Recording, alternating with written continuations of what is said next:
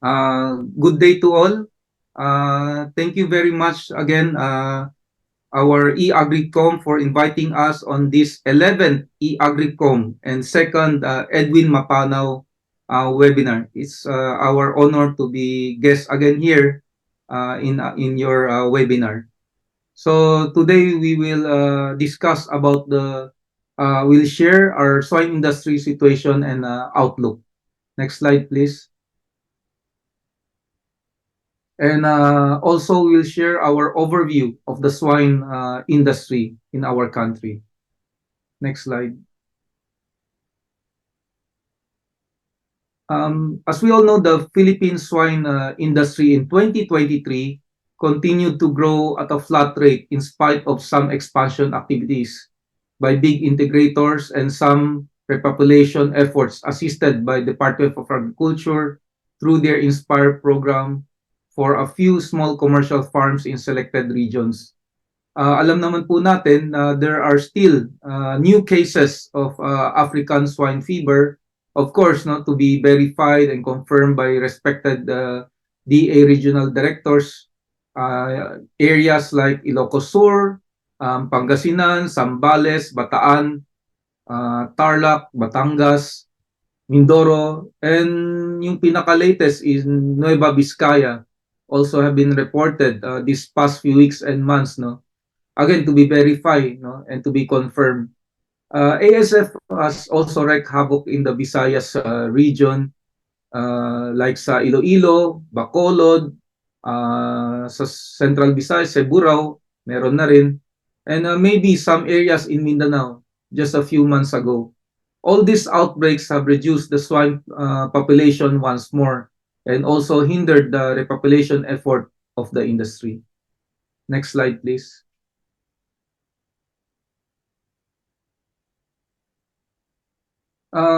Here we can see the cost of production mainly from the cost of feeds, no. Dito talaga majority of the percentage na nasa feeds po napupunta. Feed costs remain very high while the farm gate prices remain depressed due to constant outbreaks or over importation of pork. This has discouraged swine farmers to repopulate due to low profit margins and high risk of ASF outbreaks.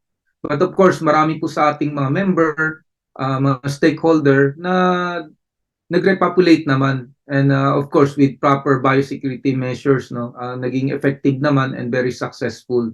So, but of course, there are some instances na talagang yung mga kasama po natin ay medyo nagdadalawang isip pa po. Next slide, please. Here, the government's economic team, they continue to push for the extension of the reduced tariff for pork and other agricultural products as a means to curtail inflation instead of incentivizing local farmers to produce. They always opt to support foreign farmers through lax importation policies, no. So dito po ay siguro mahigit 2 taon na po gusto po nila i-maintain yung very low tariff.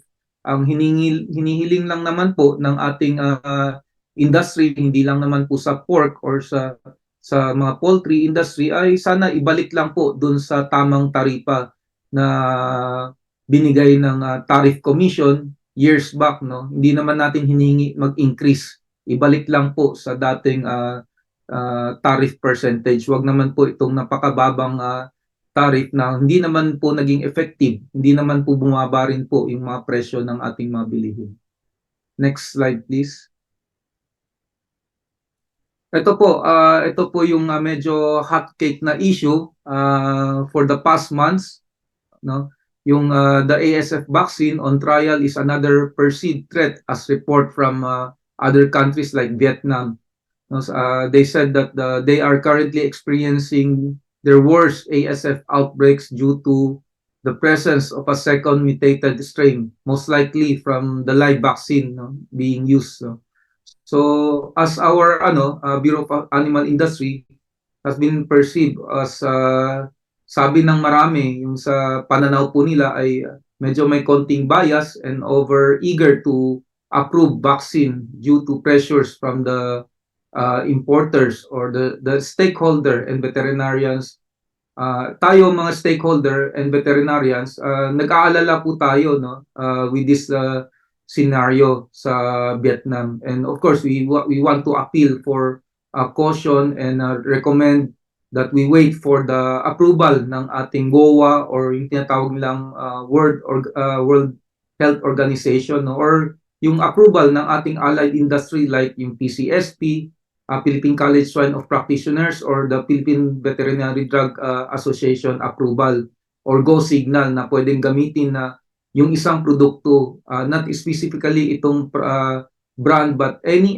vaccine product or any product na gagamitin natin sa ating livestock is dapat meron pong approval ng ating mga allied industry din, ating mga expert veterinarian, para po we will be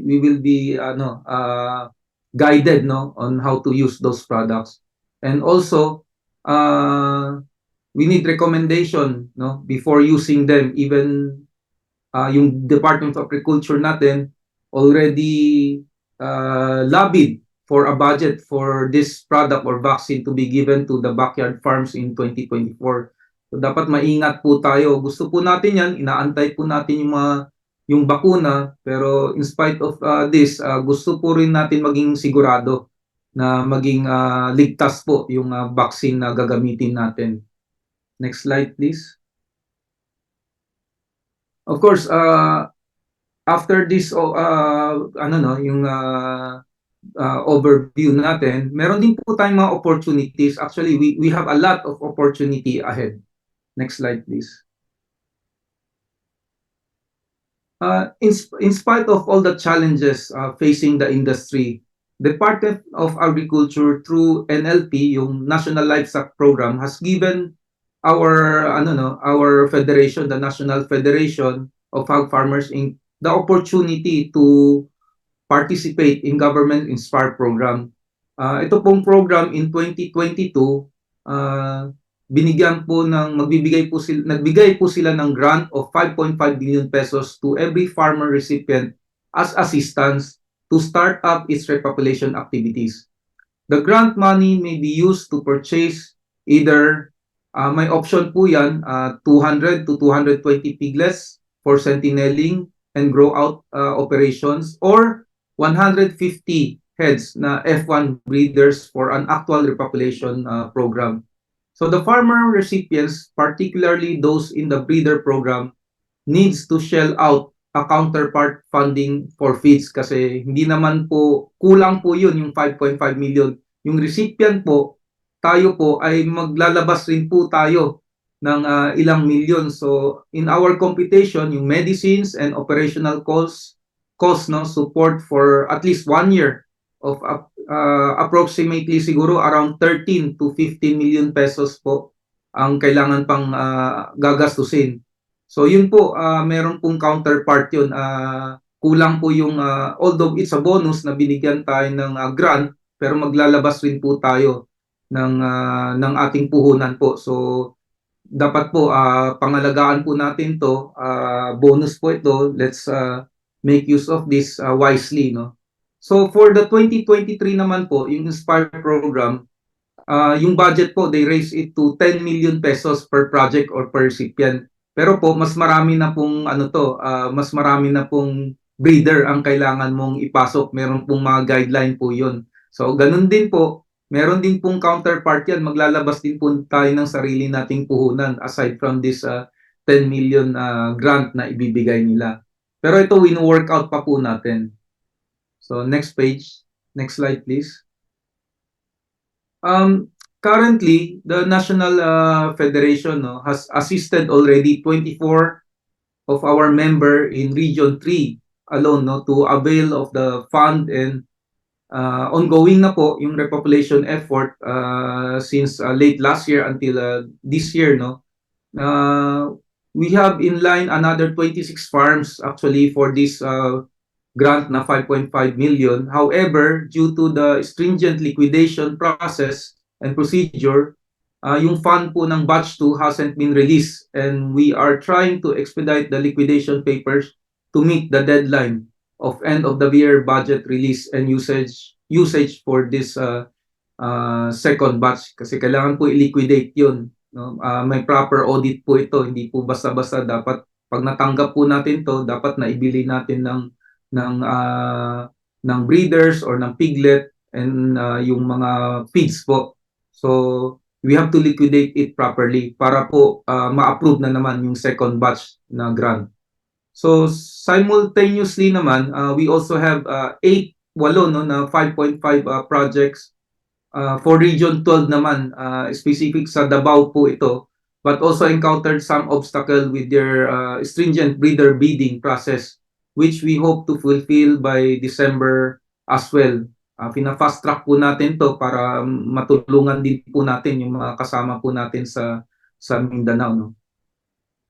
Next slide, please. We also have a 10 million project for Region 12. Pero ano lang po to, isa lang po nabigay na grant. So hinati po natin to for 2 farms for grow out project. At the same time, wino-work out po namin with Region 4A yung 13 members for the 2023 10 million Inspire grant. Itong 10 million will require each recipient to purchase a minimum, ito na po, 220 na po na F1 gilts for repopulation program. So doon po dapat mapupunta, dapat mag-purchase ka po noon at tapos within a year dapat ma-liquidate po natin kung saan po napunta yung grant, no. So by early next year we shall hope to assist Region 3 with its 10 million Inspire project as well. Next slide, please. So another opportunity ito no ng industry. We are looking forward to the first border facility that we have yung nagkaka-launch lang no together with the SINAG, yung Samahang Industriya ng Agrikultura chaired by Mr. Rosendo. So ito po 10 years na po natin tong inaantay. So for the longest time, the Philippines remain the only country without a first border inspection facility. Tayo lang po. Yung ibang bansa po talagang meron silang first border. Tayo po ang meron po tayo ay tinatawag nilang second border, which is nakalabas na po lahat, no. So ito po yung inaantay natin na patagal na, but ongoing po ito. Hopefully next year po ay mag-start na po itong first inumpisa na po, mag-operational na po next year. Anyway, this has resulted to a lot of smuggled agricultural product, both technical and outright smuggling, and also facilitated the entry and spread of animal and plant disease from other countries kasi nga wala tayong first border inspection for not for so long, ever since po wala po tayo niyan. So with the first border facility, agricultural products can now be inspected properly, tested and deemed safe, free from animal or plant diseases and fit for human consumption. In our current practice, agricultural products are subject to so-called open-close na inspection by Department of Agriculture personnel, and then custom duties are paid right after, and yung cargos are allowed to leave the port to go individual customer warehouse. Yung ano naman po, NMIS, which is the National Meat Inspection Group, doon po sila papasok sa warehouse ng importer for second border inspection. So in their warehouses, no products are rejected due to obvious reason. Hindi po natin alam kung bakit bakit ganun, no. Our past president, no, President Duterte already gave a budget of 2.5 billion to build 5 first border facilities. But Department of Agriculture, however, did not act on it. So after 5 years, matagal na yun 4 to 5 years ago. So until now, wala pa po, due to lobbying by siguro maraming grupo na naglalabi na wag ituloy ito. Pero sabi ko nga kanina na meron na po, may isa na po sa Bulacan ay nag-umpisa na po i-build yung ating first border inspection. So Department of Agriculture through BAI has submitted project designs, but their designs are only for 2,000 square meter facility, which our current port operators are willing to allocate due to space issues. So this will not be enough to accommodate sa dami no ng container na dumadating, almost 175 to 100 containers of agricultural products.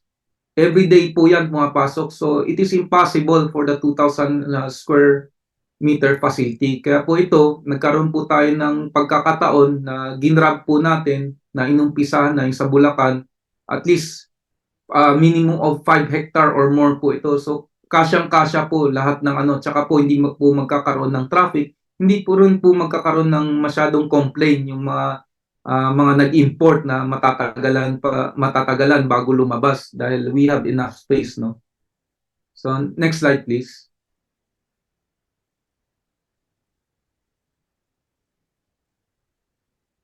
So this current na CEPA Memorandum of Understanding signing between yung ito na nga yung first border, yung Pacific Road Link Logistic and Bureau of Animal Industry. Ito ay witnessed by several congressmen, senator and cabinet secretary. Kasama rin po tayo doon, nandun po tayo. So is a testimony of our concurrent DA Secretary President Bongbong Marcos seriousness no na to set up the first border facility to address the issues of agricultural smuggling once and for all. At least po meron na po no. We are very hopeful of this no. So sana po ano na po to mag-operate na po to next year. Of course, as this has been an industry dream for more than a decade. Actually, 10 years ago po natin inumpisahan to na hinihingi ng livestock, no, ng swine, ng poultry, kahit dun sa other, sa mga plants and mga vegetable na magkaroon tayo ng first border. Yung grupo po natin, isa po yung grupo natin, yung National Federation, of course, together with the CNAG, no, is fully supporting these first border inspection facilities. Kasi po, this will hopefully help the Bureau of Custom and the Department of Culture to end, no, if not lessen yung mga problem natin na agricultural smuggling activities, technical smuggling. And of course, it will help prevent the entry of new infectious livestock, cattle, and even other plant diseases. No? So lahat yan ma-check na nila kasi may laboratory na rin po doon para mag-check. So this will also finally support the Food Safety Act, which has not been enforced strictly since 2013 po. Meron na po tayong Food Safety Act pero hindi po natin properly na-execute yan, no, kasi wala naman tayong talagang proper facilities. So pag meron po to, magagamit na po natin yan, yung Food Safety Act na 2013.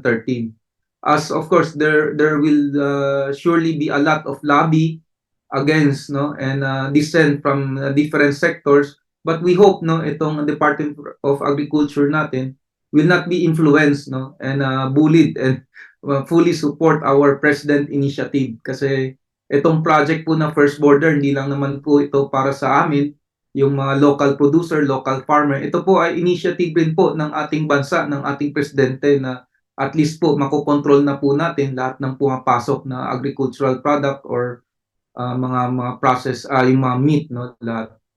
So after we sharing with you, no, the overview of the Philippine swine industry and some opportunities, no, we also have a lot of threats, and may threats tayo, marami po yan, pero may mga solution naman po yan. So this will be discussed by Vice Alfred Nang, our next speaker or presenter. So thank you very much. Daghan salamat for listening. God bless us all. Thank you very much. Thank you, Chairman Chester, and of course, thank you, e-agricom, for this opportunity. I'm here to talk about the threats. Threats apart from ASF, because we know that ASF will remain with us for a long, long time. And we need to learn to live with this virus. Let's talk about other threats that will directly or indirectly affect the growth and recovery of the swine industry. Next slide, please.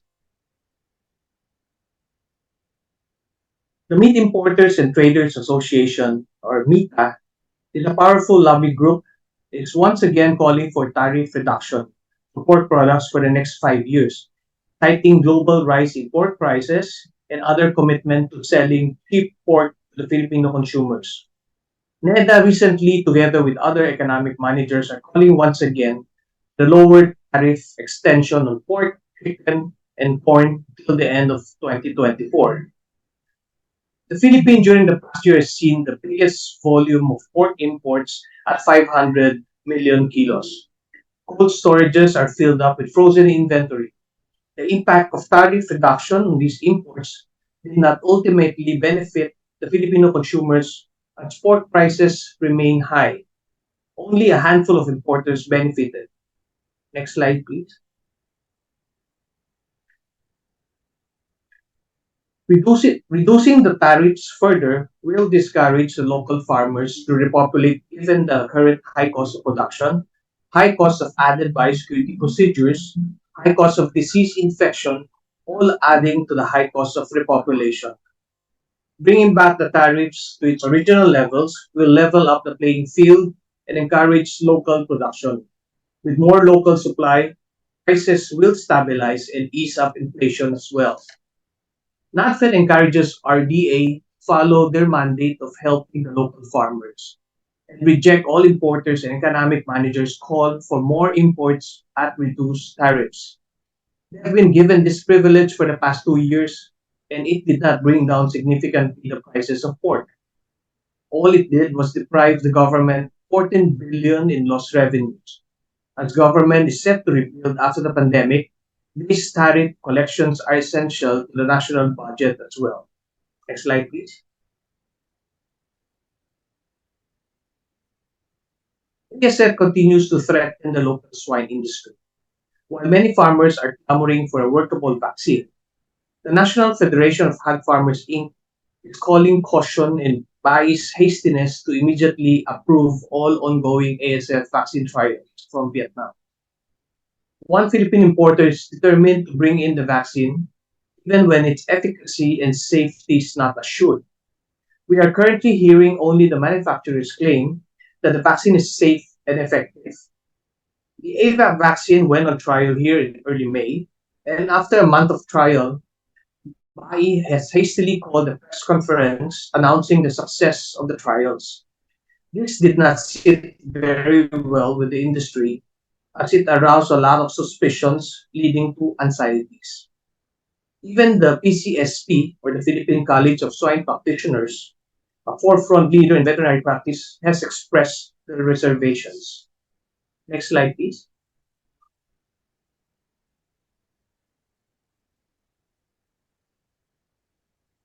Many of their colleagues and counterparts from Vietnam have different opinions and experiences with the use of the vaccine. National Federation Chair and Vice Chair had the liberty of talking with two Vietnamese vaccine consultants during the last trade show in Manila. And both confirmed that the big companies are doubtful and not using the vaccine in Vietnam due to safety concerns. Veterinarian experts are concerned that vaccinated animals may shed virus, which may revert to a virulence and might even develop into a new strain. During a recent trip to Vietnam this October, we were able to talk to the Vice President of CP Vietnam. And contrary to the Ministry of Agriculture and vaccine makers' claim, CP mentioned that they do not advocate the use of the vaccine. Only less than 10% of their contract growing operations use the ASF vaccine, mainly on a voluntary arrangement at their own risk. He also mentioned that the vaccine exhibited varied results, as well with some farmers claiming good results while others got ASF infection after vaccine use. Furthermore, CP claimed that Vietnam is currently experiencing their worst ASF outbreak due to the presence of two ASF strains, the original Georgia strain and the mutated strain most likely caused by the live vaccine. The mutated strain has different clinical signs, and this is the reason for the current outbreak. Next slide, please. The Philippine importer was able to convince FDA and BA to allow its importation of 300,000 doses, good for 150,000 is under emergency use purpose. As FDA may not fully understand this request, BA should know better since the ongoing trials are not yet completed at the time of the importation. It was concluded supposedly by end of September this year. Why bring in then 300,000 doses? What kind of emergency cases will these vaccines be used for? Indeed, for trials, as some BAI officials claim, this also is too big a quantity to bring in, as the initial trial doses for the first phase are only about 1,000 doses. Next slide, please. There are also confirmed reports that the vaccine is currently being sold commercially to farmers in Luzon, Visayas, and Mindanao. The vaccines are sold at the price of 480 to 525 pesos per dose, where in fact, the same vaccine is being sold in Vietnam to farmers at about 150 pesos per dose. Clearly, huge profits will be realized as a result of these vaccine sales to the disadvantage of poor, unknowingly naive, and desperate pig farmers. Also, farmers who purchase their vaccine are required to sign a waiver and certificate of participation, which prevents them from claiming the damages and divulging negative news about vaccine use. If indeed the manufacturer is confident of its vaccine safety, then there is no need for such document. Clearly, these documents further cast doubts on the true safety and efficacy of the vaccine. In a recent Senate hearing, both the importer and the BAI officials were questioned and reprimanded by the Committee on Agriculture Chair, Honorable Cynthia Villar. They were instructed to desist from further vaccine sales and trials pending final resolution of the committee. Next slide, please. During a recent meeting with OIE or WOA, uh, short for World Organization of Animal Health, who came to Bai to assess on how they handle the ASF response of the country, the OIE officials were asked of their opinion on the Vietnamese vaccine. They said that as of today, no applications for vaccine review or approval has been forwarded by the Vietnam government or any other countries. As about the recommendation for the Philippines, WOA officials strongly said that they do not recommend the use of the vaccine and asked the farmers to practice strict biosecurity instead. While the industry is wishing for a successful vaccine to be available, we would like BA and BAI to be cautious in hastily proclaiming the safety and efficacy of the vaccine, even after trials. With the seen eagerness of some BAI officials to conduct media conferences even when trials aren't over, and with the secrecy that surrounds the vaccine trials, plus the waiver of non-divulgement, the stakeholders are doubtful on the accurateness and fairness of the trials. We have since 2018 followed the advices and protocols of ASF control from OIE or WOA. And since WOA specifically do not recommend that we use the vaccines as they have not been submitted for the review and evaluation, VA should be consistent with its protocols and wait for OIE's advice on vaccine usage before giving its go signal for the reckless use of vaccine by both backyard and commercial growers. Next slide, please. Let's now go to our take home message. Next slide, please. Everyone, including the government, is looking for an ASF vaccine as the ultimate solution to our industry problems. Just like COVID vaccines, we shouldn't put too much confidence in this remedy as most vaccines are still at the early testing stages, and industry experts like John Carr has told us in a recent lecture that the complexity of ASF virus genetic code it makes it quite difficult to develop a successful vaccine. So even with initial success reported in trials, the world veterinary experts may still need to conduct further studies before claiming to have a successful, safe, and effective vaccine in the market. Next slide, please.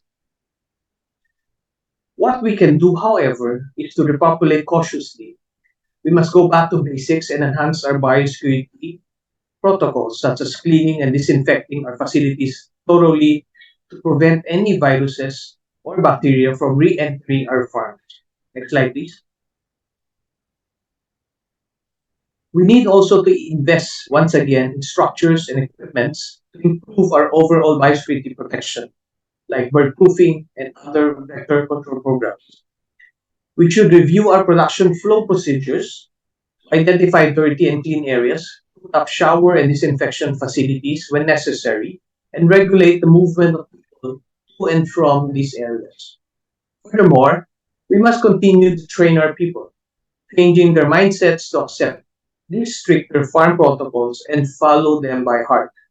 There should be no let up in following these new procedures, as a single mistake may once again bring huge losses to our farms. Next slide, please. We must now put our trust in seasoned, experienced veterinarians, both local and overseas, and listen carefully to their advices. Veterinary companies and suppliers are more than willing to assist us, do environmental swabs and biosecurity audits to ensure that we are prepared to repopulate. We should follow PCSP or our own technical working group's recommendation on repopulation and sentinel program. Let us not be enticed with attractive market prices and come back in a hurry. Let us work meticulously and thoroughly, ensuring that our production restart will be smooth and safe. I believe our industry will survive even without a vaccine yet. DA should also do its part by teaching and educating backyard farmers on better biosecurity protocols. Commercial operations will never supply enough pork to the market, and we should forever coexist with backyard farmers who have been raising pigs for generations. Next slide, please. In the end, the only way for us to be successful against our fight with the African swine fever will be our willingness to innovate and think outside the box, make changes by introducing new methods and ideas, which will be all essential for the success and betterment of our industry. Next slide, please. Our association, the National Federation of Hog Farmers, Inc., remains steadfast in its commitment to help our members repopulate safely and successfully following the strictest biosecurity practices and protocols. We're also committed to assist our backyard neighbors by constantly educating, training them to accept and practice the new normal of swine farming using heightened biosecurity practices. We shall also commit to cooperate with our Department of Agriculture through constant dialogues and position papers and support the policies that are beneficial to the Philippine swine industry. Next slide, please. Again, once again, thank you for your attention and let's grow Pinoy pigs once again. Thank you.